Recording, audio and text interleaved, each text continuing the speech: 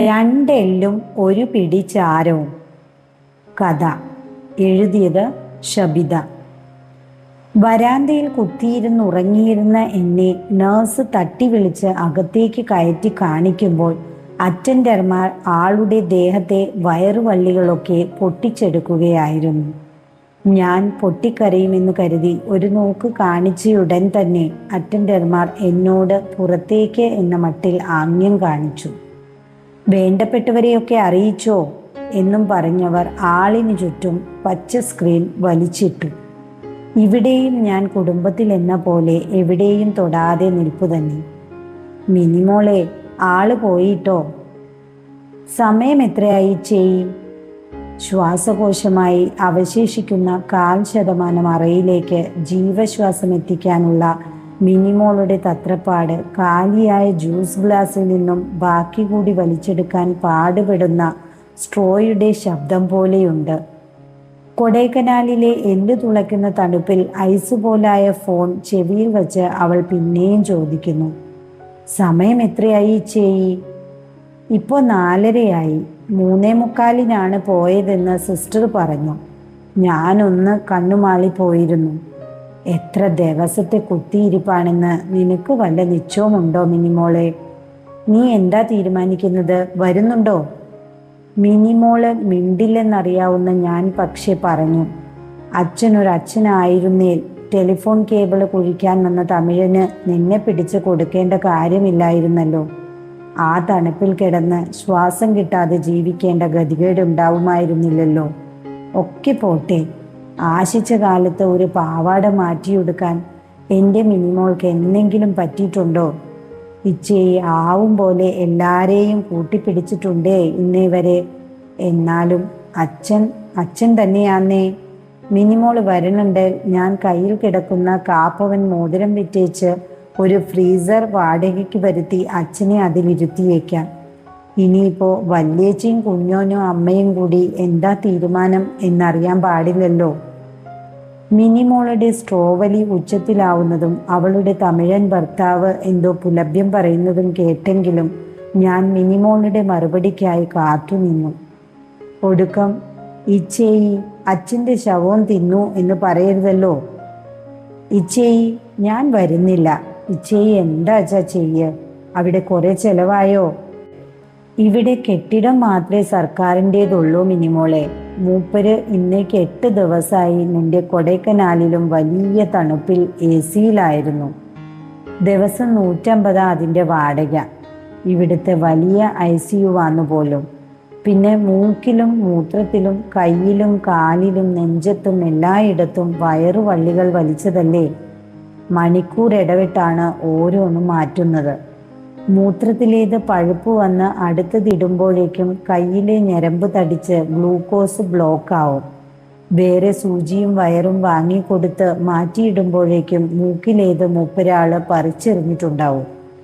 ജീവിച്ചിരുന്ന കാലത്തെ തിരിപ്പിക്കലിൻ്റെ 18 മടങ്ങാണ് ഈ 8 ദിവസം കൊണ്ട് എന്നെക്കൊണ്ട് കളിപ്പിച്ചത്. വല്യേച്ചീനെയും കുഞ്ഞോനെയും ഈ വഴിക്ക് കണ്ടില്ലാട്ടോ. എന്നാലും എനിക്ക് എൻ്റെ ധർമ്മമുണ്ട്. വിളിച്ചു പറയേണ്ടവരോടെല്ലാം പറയും. രാവും പകലും നോക്കാതെ ആഞ്ഞു കുത്തുന്ന കൊതുകിനെ തല്ലി തല്ലി എനിക്ക് തന്നെ മേലുവേദനയാണ്. മിനിമോൾ ഒരു പാവമാ. ഏറ്റവും ഇളയതായതുകൊണ്ട് അതിന് ഇന്നും എല്ലാരെയും വക പൊട്ടു തന്നെയായിരുന്നു. തമിഴനെ കൊണ്ട് കെട്ടിച്ചപ്പോഴും മിനിമോള് പാവം ഒന്നും പറഞ്ഞില്ല. കെട്ടുക എന്ന് പറഞ്ഞാൽ എന്താണെന്നറിയാത്ത കാലത്താണ് പാവത്തിന് കെട്ടിച്ചയച്ചത്. മുരുകൻ ആളൊരു വിരുദ്ധനാണ്. കഞ്ഞിവെള്ളം വാങ്ങി കുടിച്ച് കുഞ്ഞോനെ കൊണ്ടും അമ്മയെ കൊണ്ടും നല്ലത് പറയിച്ച് മിനിമോളെ കക്ഷത്താക്കി അങ്ങ് കൊണ്ടുപോയി. അന്ന് ഞാൻ ആലപ്പുഴയിൽ ഒരു വീട്ടിൽ പണിക്ക് കയറിയിരിക്കുകയായിരുന്നു. 4 മാസം കഴിഞ്ഞ് അമ്മയെ കാണാൻ വന്നപ്പോഴാണ് മിനിമോളുടെ കെട്ട് കഴിഞ്ഞ് 2 മാസം വിശേഷമായെന്നറിഞ്ഞത്. ഞാൻ നിൽക്കുമ്പോൾ അവളെ കെട്ടിക്കുന്നതിന് അംഗക്കെട്ടുമായി ചെല്ലുമെന്ന് വിചാരിച്ചിട്ടായിരിക്കും എന്നോടൊരു വാക്ക് പറയാതിരുന്നത്. പറഞ്ഞിരുന്നേൽ ഈ കാതിലുള്ള ഒരു ജോഡി മിന്നെ ഞാൻ ഊരിക്കൊടുത്തേനെ. പറയാത്തത് കൊണ്ട് അത് അവിടെ തന്നെയുണ്ട്. മുരുകന് കൊടൈക്കനാലിൽ സ്വന്തമായി ചായക്കടയും ചോക്ലേറ്റ് ഫാക്ടറിയിൽ ജോലിയുമുണ്ട്. മിനിമോളും ഫാക്ടറിയിൽ പോകുന്നുണ്ട്. മക്കള് രണ്ടായി. നാവെടുത്താൽ തമിഴേ പറയൂ. ഇച്ചേയി, പൈസയൊക്കെ ഉണ്ടോ? നേരം വെളുത്താൽ ഞാൻ എന്തേലും ചെയ്യാം. മിനിമോള് ആവലാതിപ്പെടുന്നത് എന്തൊക്കെ പറഞ്ഞാലും കേട്ടു നിൽക്കാനാവൂല. അതൊരു പാവമാണ്.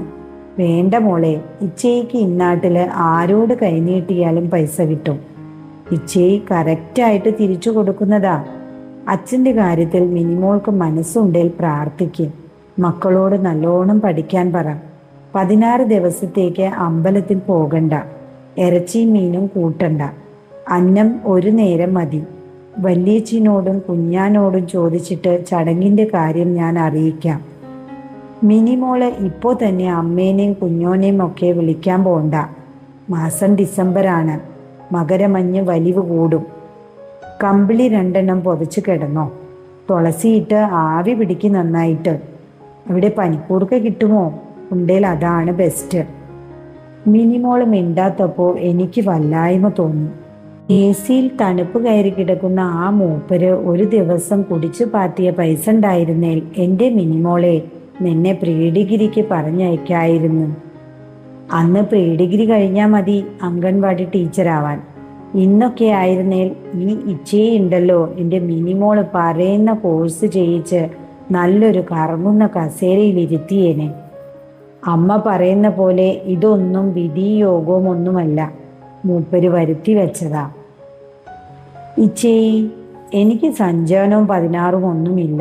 ഞാൻ വരുന്നുമില്ല. സ്ട്രോബെറി ശബ്ദം പതിവിലും ഉയരുന്നുണ്ട്. പാവത്തിന് സങ്കടം കൂടിയിട്ടുണ്ട്. മിനിമോള് 4ാം ക്ലാസ്സിൽ പഠിക്കുമ്പോഴാണ് പിറകിൽ വള്ളി കെട്ടുന്ന ഒരു സാൻഡക് ചെരുപ്പിന് കൊതിച്ചത്. എത്രയോ ദിവസം മിനിമോള് ആ ചെരുപ്പിനെ പറ്റി മാത്രമേ പറഞ്ഞിരുന്നുള്ളൂ. അച്ഛനെ ഒരു മിന്നായം പോലെ വീട്ടിൽ കിട്ടിയ നേരത്ത് മിനിമോള് വള്ളിച്ചെരുപ്പിൻ്റെ കാര്യം വിക്കിയും വിങ്ങിയും പറഞ്ഞത് എനിക്ക് നല്ല ഓർമ്മയുണ്ട്. ചെരുപ്പും വാങ്ങി വരാമെന്ന് പറഞ്ഞു പോയ ആളെ പിന്നെ പിടിച്ചു കെട്ടിയത് 8ാം ക്ലാസ്സിൽ ചേർത്താനായി രക്ഷിതാവിൻ്റെ ഒപ്പ് മേടിക്കാൻ തേടി ചെന്നപ്പോഴല്ലായിരുന്നോ എന്നുകൂടി പറയണമെന്നുണ്ടായിരുന്നു. മിനിമോള് പക്ഷേ ഫോൺ കട്ട് ചെയ്തു. ആള് പോയ സ്ഥിതിക്ക് ആശുപത്രിയിൽ നിന്നും വേഗം മാറ്റിക്കൊടുക്കണം. വെള്ളമുണ്ട് 2 അറ്റൻഡർ വാങ്ങിയിട്ടുണ്ട്. 150 അയാൾക്ക് കൊടുക്കണം. ഗൂഗിൾ പേ ദിവസങ്ങൾക്ക് ശേഷം ശബ്ദിച്ചു. മിനിമോൾ 5000 ഇട്ടു. ഹൃദയവും കരളും കിഡ്നിയും ആമാശയവും കുടലുകളും കൈയും കാലുമൊക്കെ പെർഫെക്റ്റ് ആണ്. പ്രായത്തിൻ്റെ ഓർമ്മക്കുറവേയുള്ളൂ. കിടപ്പ് പുണ്ണുപോലുമില്ല. 2 ആഴ്ചയ്ക്കകം എന്ന് അവർ കറക്റ്റായിട്ട് പറഞ്ഞതാണ്. 8ാം ദിവസം ആള് തീർന്നു. ബസ് സ്റ്റാൻഡിൽ ആള് ബോധമില്ലാതെ കിടക്കുന്ന കാര്യം കുഞ്ഞോനെ വാർഡ് മെമ്പറാണ് വിളിച്ചു പറഞ്ഞത്. പിന്നെ മെമ്പർ വരുന്നു, ബ്ലോക്കുകാർ വരുന്നു, ആരോഗ്യ വകുപ്പുകാർ വരുന്നു, നാട്ടുകാർ വരുന്നു. അന്നേ വരെ പൊരയിൽ വരാത്തവരൊക്കെ വരുന്നു. കുഞ്ഞോൻ അവരെയൊക്കെ ബോധിപ്പിക്കാനായിട്ട് മെഡിക്കൽ കോളേജിലും കൊണ്ടിട്ടു. ആയ കാലത്ത് മൂപ്പര് ചെയ്തു കൂട്ടിയതൊന്നും ആർക്കും കേൾക്കണ്ടല്ലോ. ബസ് സ്റ്റാൻഡിൽ കിടന്ന് പുഴുവെച്ചു മരിച്ചു എന്നൊക്കെ പറഞ്ഞ് നാട്ടുവാർത്തയിൽ ന്യൂസ് വരുത്തുമെന്നായിരുന്നു മെമ്പറുടെ ഭീഷണി. കുഞ്ഞോൻ്റെ മക്കളിൽ മൂത്തതിന് MBBS കിട്ടിയിരിക്കുന്ന നേരമാണ്. അവൻ കൊച്ചിനെ പറഞ്ഞയക്കാൻ പൈസയുണ്ടാക്കുന്ന ഓട്ടത്തിലാണ്. അതിനിടയിൽ അവനെ കൊണ്ട് ഒറ്റയ്ക്കാവൂല എന്ന് പറഞ്ഞ് ബഹളം വെച്ചപ്പോഴാണ് സത്യത്തിൽ ഞാൻ ഇടപെട്ടത്. അല്ലേലും 3 മണിക്കൂർ ബസ്സിലിരിക്കണം അവന് വീട്ടിൽ വന്നു പോകാൻ. ഞാൻ പിന്നെ ഒറ്റത്തടിയായതിനാൽ എനിക്ക് ഒരു പായ കിട്ടിയാൽ മതി. കോർപ്പറേഷൻ കക്കൂസിൻ്റെ വാതിക്കലായാലും ഉറക്കം വന്നോളും. നേരത്തിനും കാലത്തിനും തിന്നണമെന്നും ഇല്ല. ഇവിടെ തന്നെ മൂപ്പര് അകത്ത് നാട്ടിൽ കാണാവുന്ന സകല വയറുവള്ളികളും പിടിപ്പിച്ച് കിടന്നപ്പോഴും ഞാൻ അടുത്ത ബെഡിൽ ചേച്ചിക്ക് ചായയും പലഹാരവും വാങ്ങിക്കൊടുത്തു. അക്കൂട്ടത്തിൽ അവരുടെ ചിലവിൽ ഒരു പുട്ടും പഴവും തിന്നു. ഞാൻ പണ്ടേ ഇങ്ങനെയൊക്കെ അങ്ങ് കഴിച്ചു കൂട്ടിയതാണ്. അങ്ങനെ ഞാൻ കഴിച്ചു കൂട്ടിയതിൻ്റെ മിച്ചമാണ് എന്നോട് ചാടിക്കടിച്ച് ഇറങ്ങിപ്പോയ ഇപ്പറഞ്ഞ കുഞ്ഞോൻ. പിന്നെ ഒരു സാധ്യത തെളിഞ്ഞപ്പോൾ ആരും വരണ്ട, എല്ലാം ഞാൻ തന്നെ അങ്ങ് ഏറ്റെടുത്തോളാം എന്നും പറഞ്ഞ് അവനെ പതുക്കെ അങ്ങ് പറഞ്ഞയച്ചതാണ്. അതൊക്കെ എന്തേലും ആവട്ടെ, വല്യേച്ചി എങ്ങാനും കെട്ടിയൊരുങ്ങി വരുന്നുണ്ടോയെന്നറിയണം. ആകെയുള്ള ആശ്വാസം കൊടൈക്കനാലിലും 12 ഇരട്ടി ദൂരമുണ്ടല്ലോ രാജസ്ഥാനിലേക്ക് എന്നതാണ്. വലിയേ, അച്ഛൻ പോയിട്ടോ. പുലർച്ചെ 3:30. വല്യേച്ചി ഇച്ചിരി കൂടി ഉറക്കെ കരയും. ആദ്യത്തെ പൊടിപ്പിന് സ്വാഭാവികമായും കിട്ടേണ്ടതായ സ്നേഹവും ലാളന്യവും ഒക്കെ കിട്ടിയിട്ടുണ്ടല്ലോ. കിടത്തുമ്പോൾ അടയുകയും നേരെ നിർത്തുമ്പോൾ വിടർന്നിരിക്കുകയും ചെയ്യുന്ന നീല കണ്ണുകളുള്ള പാവക്കുട്ടിയെ വാങ്ങിച്ചു കൊടുത്തിരുന്നു മൂപ്പര്. അക്കാലത്ത് അത് വലിയോരുടെ മക്കൾക്ക് മാത്രം കിട്ടിയിരുന്നതായിരുന്നു പോലും. നമ്മളൊക്കെ പച്ച മട്ടലിൻ്റെ പത്തിയിൽ 2 കണ്ണും കൊത്തി അരികിൽ 2 കൊത്തുകൊത്തി ചെവിയാക്കി ഉടലും കഴുത്തും ഒരു വളയം വെച്ച് വേർതിരിച്ച സാധനവും കൊണ്ടായിരുന്നു പാവകളി. 8ാം തരത്തിൽ പഠിപ്പ് നിർത്തുമ്പോഴും വല്യേച്ചിയുടെ കണ്ണ് ചിമ്മുന്ന പാവക്കുട്ടിക്ക് അച്ഛൻ്റെ ലുങ്കി കീറി തയ്ച്ച 4 ഉടുപ്പുകൾ ഉണ്ടായിരുന്നു. പാവം എനിക്കും മിനിമോൾക്കും ആകെപ്പാടെ 4 ഉടുപ്പുണ്ടായിരുന്നില്ല. കുഞ്ഞോനും പാവം ഒന്നും കിട്ടിയിട്ടില്ല. ആൺകുട്ടികളെ അച്ഛന് കണ്ണിന് നേരെ കണ്ടൂടായിരുന്നു. വലുതാകുമ്പോൾ മൂപ്പരെ പിടിച്ച് നല്ല പെടപെടയ്ക്കുമോ എന്ന പേടിയായിരുന്നു. കുഞ്ഞോൻ അതിനൊന്നും പോയില്ല. പെയിന്റ് ബക്കറ്റ് പിടിക്കാനായപ്പോൾ തൊട്ട് തുടങ്ങിയതാ അവൻ്റെ നരകം. ഇപ്പോഴത്തെ പെയിന്റിൻ്റെ മണമടിച്ച് ചെറിയ വലിവുമുണ്ട്. ആരും അത് കണക്കിലെടുക്കാത്തത് കൊണ്ട് അവൻ അങ്ങനെ ഓടുന്നുണ്ട്. വല്യേ, നീ വരുന്നുണ്ടോ? എന്തേ പറ, എനിക്ക് ഫ്രീസർ വാടകയ്ക്കെടുക്കണം. ഞങ്ങളുടെ നാട്ടിൽ നിന്നും രാജസ്ഥാനിലേക്ക് ആദ്യം കല്യാണം കഴിപ്പിച്ചയച്ചത് ശാരദേച്ചിയെയാണ്. ശാരദേച്ചിയുടെ ഭർത്താവിൻ്റെ പെങ്ങളുടെ മകനാണ് വല്യേച്ചിയെ കല്യാണം കഴിക്കാൻ വന്നത്.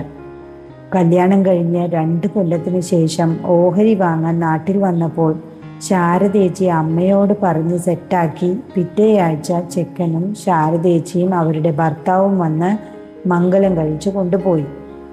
വല്യേച്ചി പിന്നെ 2 കൊല്ലം കഴിഞ്ഞ് വന്നെങ്കിലും ഓഹരി ചോദിച്ചില്ല. എന്നെ കെട്ടാൻ ഒരാളുണ്ടെന്നും പറഞ്ഞ് ശാരദേച്ചി പിന്നെയും വന്നു. ഞാൻ പോയാൽ പിന്നെ അമ്മയ്ക്ക് ആരുണ്ടാവും? ഞാൻ പോയില്ല. എനിക്ക് പകരം മല്ലിക പോയി. മല്ലികയ്ക്ക് പിന്നാലെ സരള പോയി. സരളയ്ക്ക് പിന്നാലെ രാധാമണി പോയി. പിന്നെ ഒരു കാലം കഴിഞ്ഞപ്പോൾ ആ പോക്ക് അങ്ങ് നിന്നു. ശാരദേച്ചിക്ക് 2 മക്കളൊക്കെ ആയപ്പോൾ വിഷം കുടിച്ചങ്ങ് മരിച്ചു. അടക്കം കഴിഞ്ഞ് പിന്നെയും 4 ദിവസം കഴിഞ്ഞിട്ടാണ് ഇവിടെ വിവരമറിഞ്ഞത്. ശാരദേച്ചിക്ക് പിന്നാലെ വല്യേച്ചി വിഷം കുടിച്ചില്ല. മല്ലികയും സരളയും രാധാമണിയും കുടിച്ചില്ല. കുഞ്ഞോന്റെ കല്യാണത്തിനാണ് വല്യേച്ചി അവസാനമായി നാട്ടിൽ വന്നു പോയത്. അവൻ്റെ മൂത്ത മോൾക്ക് 18ആയി, ഇളയതിന് 16. അതിനിടയിൽ ബസ്സിൻ്റെ ബോർഡ് മലയാളത്തിലും ഹിന്ദിയിലും ഇംഗ്ലീഷിലും വായിക്കാൻ പഠിച്ച ഞാൻ വല്യേച്ചിൻ്റെ സ്ഥിതിഗതികൾ അറിയാൻ ഒരു പോക്ക് അങ്ങ് പോയി. രാജസ്ഥാൻ ആയതുകൊണ്ട് തിരിച്ചു വരുന്നതിനിടയിൽ ഒരു ഒട്ടകത്തെ തൊട്ടു നോക്കണം എന്നൊക്കെ ഉണ്ടായിരുന്നു. അവളെ കണ്ടപ്പോൾ വേറൊരൊട്ടകത്തെ കാണേണ്ടതില്ല എന്ന് തോന്നി. എന്നാലും കാഴ്ചയിൽ ഒന്നിനും ഒരു മുട്ടും മുടക്കവും തോന്നിയതുമില്ല.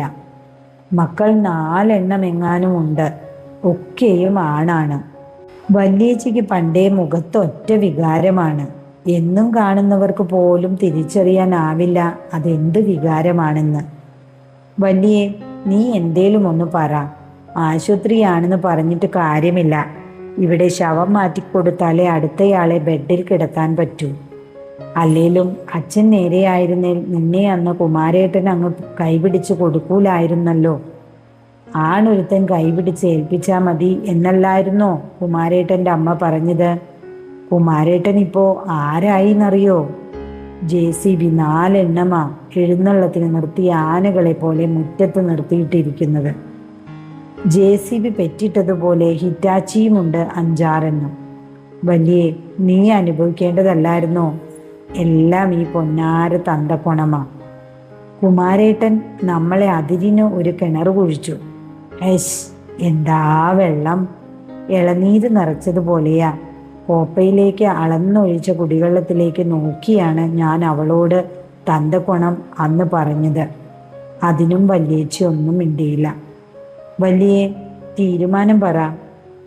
മലയാളത്തിലാണെന്ന് തോന്നുന്നു. അവൾ എന്തൊക്കെയോ പറഞ്ഞു കൂട്ടുന്നുണ്ട്. എനിക്കത് രാജസ്ഥാനി പോലെയാണ് തോന്നിയത്. വരുന്നില്ല എന്നായിരിക്കുമെന്ന് സ്വരഭാവത്തിൽ നിന്നും ഞാൻ മനസ്സിലാക്കിയെടുത്തിട്ടുമുണ്ട്. എൻ്റെ ഗൂഗിൾ പേയിൽ 3000 വീണു. വല്യേച്ചിയുടെ മക്കളിൽ ഒരുത്തൻ്റെ അക്കൗണ്ടിൽ നിന്നായിരിക്കും. അതൊന്നും ചിക്കി ചികയാൻ ഇപ്പോൾ നേരമില്ല. ഇനി കുഞ്ഞോനാണ് പ്രശ്നം. അതൊരു പ്രശ്നം തന്നെയാണ്. അച്ഛൻ മരിച്ചു എന്നറിഞ്ഞാൽ നാട്ടുകാര് കാറ് വിളിച്ച് പറഞ്ഞയക്കുന്ന കാലമാണ്. നാട്ടുകാരൊക്കെ പണ്ടത്തേതുപോലെ എങ്ങാനുമാണോ? കുഞ്ഞോനെ ഐവർ മടക്കാരെ ഏൽപ്പിച്ചോട്ടോ, ആള് പോയി. 10-25,000 കരുതിക്കോ.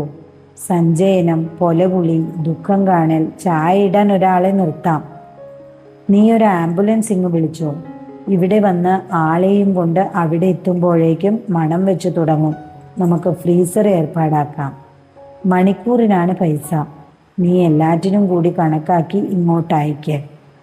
കുഞ്ഞോന് പണം ആലോചിച്ച് പ്രാന്താവുന്നതും അവൻ്റെ ഭാര്യ ഇന്നേ വരെ കാണാത്ത അമ്മായിയപ്പന് വേണ്ടി ചെലവാക്കാൻ പോകുന്ന പണമോർത്ത് പൊട്ടിക്കരയുന്നതും എനിക്ക് പകൽ പോലെ കാണാം. അതിലൊരു ന്യായക്കേടുമില്ല. പകലിൻ്റെ ദൈർഘ്യം ഇനിയും കൂടണേ എന്ന് പ്രാർത്ഥിക്കുന്നവനാ എൻ്റെ കുഞ്ഞ്. ദിവസം 1.5 പണിയെടുത്താണ് 2 ആൾക്കാർ പുരയിലേക്ക് കയറി വന്നാൽ തെറ്റു പറയാത്ത തരത്തിൽ അവൻ ആക്കിയെടുത്തത്. അതുകൊണ്ടാണ് പുര നന്നാക്കാൻ നേരത്ത് എൻ്റെ ഷെയറിനായി അവൻ വിക്കിയും വിങ്ങിയും നിന്നപ്പോൾ അവകാശം ഞാനങ്ങ് വിട്ടുകൊടുത്തത്. അമ്മയും 3 മക്കളും കഴിച്ചു കൂട്ടിയതൊന്നും മറക്കാൻ പറ്റില്ലല്ലോ. പോരാത്തതിന് കുഞ്ഞോൻ്റെ മോൾക്ക് MBBSന് പോകാനുമായി. അതിനിടയിൽ ശവവും കൊണ്ടൊരു ഘോഷയാത്ര. കുഞ്ഞോനെ, നീയും ഒരച്ഛനല്ലേടാ. കുടുംബം പുലർത്താൻ നീ പെടുന്ന പാടിൻ്റെ ഇത്തിരി പൊടിയെങ്കിലും നമ്മൾ മക്കളോട് മൂപ്പര് കാണിച്ചിരുന്നേൽ ആംബുലൻസും വിളിച്ച് ശവം അവിടെ എത്തിക്കുന്നതിൽ കാര്യമുണ്ടായിരുന്നു. നീ അല്ലേടാ ഗൃഹനാഥൻ്റെ സ്ഥാനത്ത് നിന്ന് ഞങ്ങൾക്ക് വേണ്ടതെല്ലാം ചെയ്തത്. ഇക്കാര്യത്തിൽ നീ പറയുന്നത് ഞാൻ കേൾക്കും. 2 തവണ നിസ്സഹായമായി കരഞ്ഞാൽ ആശുപത്രിക്കാർ പൊതുശ്മശാനത്തിൽ അടക്കിത്തരും. കാർഡിൽ പോലും പേരില്ലാത്തയാൾക്ക് എന്തിനാ ഡെത്ത് സർട്ടിഫിക്കറ്റ്? എന്നാലും ഞാനത് മേടിച്ചോളാം. നീ അമ്മോട് പറഞ്ഞ് തീരുമാനം പറ. നേരം വൈകുന്നതിനനുസരിച്ച് മണം വയ്ക്കാൻ തുടങ്ങും. വല്ല ആക്സിഡൻറ്റുമായിരുന്നേൽ ചിരി നേരം മോർച്ചറിയിൽ തന്നെങ്കിലും വെക്കാമായിരുന്നു. പോസ്റ്റ്മോർട്ടം എന്നൊക്കെ പറഞ്ഞ് ഇതിപ്പോൾ തൊട്ടാൽ പറയുന്ന പണം കൊടുക്കണം. അമ്മ പറയുന്നത് അച്ഛൻ തന്നെയാന്നാ. കുഞ്ഞോൻ നാട്ടുനടപ്പിന് വഴങ്ങുന്ന സ്വരമാണ് കേട്ടത്. കുഞ്ഞോനെ അമ്മ പ്രശ്നത്തിലാക്കുന്നുണ്ടാവും. അമ്മയ്ക്ക് ഇതൊരു കോളൊത്ത പോലെയാണ്. മൂപ്പരെ കുറിച്ചോർത്ത് കുലുക്കമൊന്നുമില്ലെങ്കിലും ഒരു ഹേതു കിട്ടാൻ കാത്തിരിക്കുകയാണ്. ഏപ്പിൽ കെട്ടിയ ബന്ധക്കാർ വരെ സാധനങ്ങൾ കെട്ടിപ്പേറി ദുഃഖം കാണാൻ വരുമല്ലോ. എവിടെയൊക്കെയോ ചായപ്പൊടിയും വറുത്ത കായയും പഞ്ചസാരയും കൊണ്ടുകൊടുത്ത കണക്ക് തിരിച്ചു പിടിക്കാൻ പടച്ചോൻ കാട്ടിത്തന്ന വഴിയാണ്. അമ്മേൻ്റെ അച്ഛൻ അങ്ങനെ ആയിക്കോട്ടെ, ഇത് നമ്മളച്ഛനല്ലേ. മൂപ്പത്തിക്ക് കണ്ടാലറിയുമോ ഈ പറഞ്ഞയാളെ? വെറുതെ ആൾക്കാരുടെ സെന്റി പിടിച്ചു വാങ്ങാനാണ്. നീ അതിലൊന്നും വീഴണ്ട. അമ്മയ്ക്ക് കൊടുക്കാമെന്നും പറഞ്ഞ് കുഞ്ഞോൻ അമ്മയുടെ കയ്യിൽ ഫോൺ കൊടുത്തു. അമ്മയും ഞാനും ഇരുനാളും ഒന്നാളുമാണ്. ഞാൻ രേവതി, അമ്മ പോരോരുട്ടാതി. ഒരു കാര്യത്തിനും ഞങ്ങൾ ഒത്തുപോയിട്ടില്ല, എൻ്റെ ജീവിതം ഉൾപ്പെടെ. ഇതിന് എന്താക്കണം? അമ്മയോട് എനിക്ക് അങ്ങനെയേ ചോദിക്കാൻ തോന്നി. അമ്മയൊന്നും മിണ്ടുന്നില്ല. വേറ് നിർത്താൻ ഒരൊപ്പിന് ആളെ കിട്ടാത്ത കഥ മറന്നുപോയോ? കൊടുക്കാനുള്ള കടത്തിന് പകരം കൊടുക്കാൻ ഒരുത്തനെയും കൂട്ടി വന്നിട്ട് നട്ടുച്ചയ്ക്ക് പാവാടയും ഒത്തിപ്പിടിച്ച് ഓടിയതോ? അരിക്ക് വെള്ളവുമിട്ട് കാത്തിരുന്നിട്ട് 2 കൊല്ലമായിട്ടും കാണാതെ അരി മേടിക്കാൻ പാറക്കല്ല് മെറ്റലാക്കാൻ പോയ തഴമ്പ് കൊല്ലം കൈവെള്ളയിൽ കുത്തിപ്പഴുക്കുന്നതേ കാലത്തിൻ്റെ ഓർമ്മപ്പെടുത്തലാണ്. പോകാനുള്ളൊരു പോയി. നല്ലോണം നരകിച്ചിട്ടുണ്ട്. വെള്ളം തൊണ്ടേന്ന് ഇറക്കിയിട്ടില്ല. ഇനിയിപ്പോൾ അങ്ങോട്ട് കൊണ്ടുവരാനൊന്നും പാങ്ങില്ല. ഇവിടെ എന്തേലും ആക്കാം. ഞാനൊരു ശവത്തിൻ്റെ സർവാധികാരിയായത് കണ്ടിട്ടാവണം മേലാകെ രോമങ്ങൾ എഴുന്നേറ്റ് നിന്നത് ഇതുവരെ അടങ്ങിയിട്ടേയില്ല.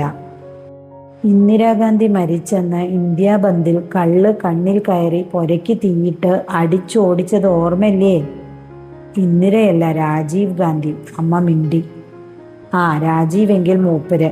അന്ന് എത്രയോ മൈല് ഞങ്ങളെ ഒക്കിപ്പേറി നന്നേൻ്റെ കണക്ക് ഇടയ്ക്കിടെ പശു തേറ്റയെടുക്കും പോലെ തികട്ടി വരാറുണ്ടായിരുന്നല്ലോ. ഇപ്പോൾ ബന്ധില്ലാത്തതുകൊണ്ടാണോ തേറ്റയെടുക്കാത്തത്?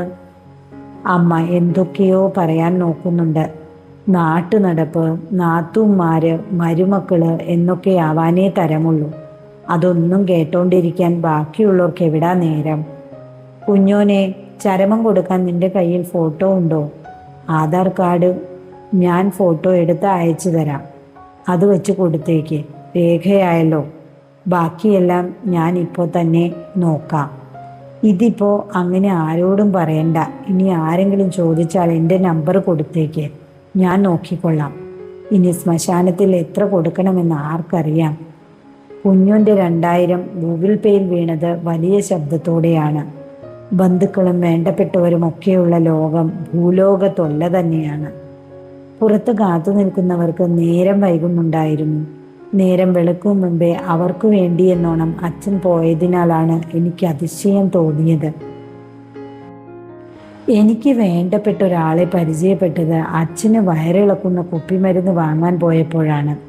ദിവസവും അടക്കമുണ്ടാകുന്ന ശ്മശാനം അടുത്തെങ്ങാനുമുണ്ടോ? അയാളോട് ഞാൻ പതുക്കെ ചോദിച്ചു. അയാൾ ചിരിച്ചുകൊണ്ട് പതുക്കെ ചോദിച്ചു, ഫോട്ടോ എടുക്കാനല്ലേ? സെറ്റാക്കാം. പിന്നെയും അതിശയം. ഫോട്ടോ എടുക്കാനാണെന്ന് അയാൾക്ക് എങ്ങനെ മനസ്സിലായി? വയറുകള്ളികൾ സ്വതന്ത്രമാക്കി അച്ഛൻ സ്ട്രെച്ചറിൽ കിടന്നു. കണ്ട കാലത്തിനിടയിൽ ആദ്യമായിട്ടാണ് വെള്ളയുടുത്ത് കാണുന്നത്. പുതപ്പിച്ചതാണേലും മുഖത്ത് കുമ്മായമിട്ടതുപോലെയുണ്ട്. പൗഡർ എങ്ങാനുമാണ്. സുന്ദരനാക്കിയതായിരിക്കും. ആംബുലൻസ് വന്നു. അച്ഛനെ കയറ്റി. ആദ്യം അയാൾ കയറി, പിന്നാലെ ഞാനും. ഡോർ അടഞ്ഞതും അയാൾ വലിയ കവർ കയ്യിൽ വച്ചു തന്നു. 20 ലക്ഷം എൻ്റെ കയ്യിൽ. ഹൃദയം പേടി കൊണ്ട് പനിച്ചു തുള്ളി. ബാലൻസിനായി ഞാൻ ആംബുലൻസിൽ എവിടെയെങ്കിലും പിടിക്കാൻ നോക്കി. നടന്നില്ല. ഇനി വരുന്ന വളവിൽ ഹിന്ദുക്കളെ കത്തിക്കുന്ന ശ്മശാനമാണ്. അവിടെ പോയാൽ എപ്പോൾ വേണമെങ്കിലും ഫോട്ടോ എടുക്കാം. വളവിൽ വണ്ടി നിന്നു. അച്ഛനെ കുളിപ്പിച്ചതാണോ? ഞാൻ അച്ഛനെ തന്നെ നോക്കി. പിന്നല്ലാതെ. അയാൾ ചിരിച്ചു. അനിയൻ്റെ മോള് മെഡിക്കലിന് പഠിക്കാൻ പോകുകയാണ്. അച്ഛൻ ഏത് കോളേജിലേക്കാ? അയാളുടെ മുഖത്ത് നോക്കി മുഴുവൻ ചോദിക്കാൻ ഞാൻ ഭയപ്പെട്ടു. ഡോറ് തുറക്കാൻ മുന്നിൽ നിന്നും വേറൊരാൾ വന്നു. ഇറങ്ങുന്നതിനു മുമ്പ് അയാൾ എൻ്റെ കയ്യിൽ ഒന്ന് പിടിച്ചു. ബലമായി തന്നെ. അച്ഛൻ സമം 20 ലക്ഷം. ഇതിൻ്റെ പിറകെ പോയാൽ വാരിക്ക് പിച്ചാത്തി കയറും. 20 ലക്ഷം തിരികെ കൊടുത്ത് അച്ഛനെ തിരിച്ചെടുത്ത് വളവിൽ ശ്മശാനത്തിൽ അടക്കം ചെയ്യാൻ എൻ്റെ മനസ്സ് ധൃതിപ്പെട്ടെങ്കിലും പക്ഷേ അന്താളിച്ചു പോയ ശരീരം മിണ്ടാതെ ഇറങ്ങി നിന്നു. വളവിലെ ശ്മശാനത്തിൽ നിന്നും ആരൊക്കെയോ കത്തിയമരുന്ന 5-6 ഫോട്ടോ എടുത്തു. കയ്യിലെ തോർത്ത് മുന്നിൽ കണ്ട പൈപ്പിന് ചുവട്ടിൽ പിടിച്ച് നനച്ച് തോളത്തിട്ട് സെൽഫിയും എടുത്തു. ബോധിപ്പിക്കേണ്ടവരെയെല്ലാം ആളെണ്ണം അയച്ചു കൊടുത്ത് ബോധിപ്പിച്ചു. 20 ലക്ഷം നോട്ടായിട്ട് തന്നത് വല്ലാത്ത ഇടങ്ങേറ് തന്നെ. എന്തു പറഞ്ഞാണ് ബാങ്കിലാക്കുക? 5 മിനിമോൾക്ക്, 5 വല്യേച്ചിക്ക്, 5 അമ്മയ്ക്ക്, 5 കുഞ്ഞോന്. ബാക്കി എന്തുണ്ട്? ഒരു കുഴിമന്തി തിന്നാനുള്ള പൈസ അക്കൗണ്ടിലുണ്ട്. അത് ധാരാളം. ആംബുലൻസിൽ നിന്ന് വീഡിയോ എടുക്കാൻ വിട്ടുപോയി. ഫോട്ടോയേക്കാളും നല്ലത് വീഡിയോ ആണ്. കുറച്ചധികം നേരം കണ്ടിരിക്കാമല്ലോ. കുഞ്ഞോനാണ് ആദ്യം വിളിച്ചത്. അമ്മയാണ് സംസാരിച്ചത്. ഫോട്ടോ കണ്ടിട്ടുണ്ടാകും. ശ്മശാനത്തിൽ നിന്ന് എല്ലും ചാരവും കിട്ടുമെന്ന്. സൂര്യൻ താഴും മുമ്പ് അതവിടെ എത്തിക്കണം പോലും.